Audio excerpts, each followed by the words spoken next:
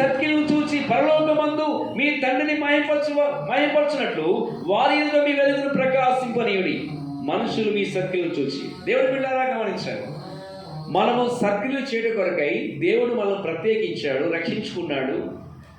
ఆయన బిడ్డలుగా, ఆయన వారసులుగా మనము ఏర్పరచబడి ఉన్నాం. అయితే మనుషులు మీ సర్కిల్ చూచి పరలోకమందున్న మీ తండ్రి మహిమపరచబడినట్లు.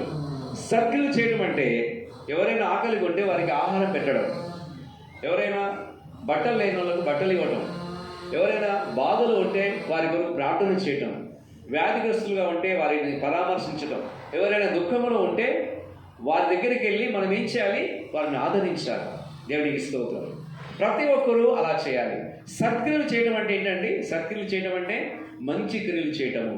పాటలు పాడే వరం ఉంటే పాటలు పాడు, సాక్ష్యం చెప్పే వరం ఉంటే సాక్ష్యం చెప్పు, దేవుని కొరకు మరి పరిచర్యలో వాడబడే వరం ఉంటే వాడబడు. దేవునికి స్తోత్రం. నీ తలాంతులు ఏంటో నువ్వు గుర్తించాలి. దేవుడు నిన్ను సత్క్రియలు చేయడం కొరకై, మంచి కార్యాలు చేయడం కొరకై దేవుడు నిన్ను ఏర్పరచుకున్నాడు. నీవు ఒక సర్కిల్ చేసే వ్యక్తిగా ఉన్నట్లయితే సంఘానికి, సమాజానికి, కుటుంబానికి, ఈ దేశానికి ఒక మంచి కార్యములు చేసే వ్యక్తిగా ఉన్నట్లయితే, ఆకలి కొనిన వారికి ఆహారం పెట్టడం, వస్త్రహీనులకు బట్టలు ఇవ్వటం, దేవునికి స్తోత్రం, పరామర్శించే ఆ అద్భుతమైన యేసు క్రీస్తు యొక్క స్వభావాన్ని నువ్వు కలిగి ఉన్నట్లయితే దేవునికి స్తోత్రం, నువ్వు దీవించబడతావు, ఆశీర్వదించబడతావు.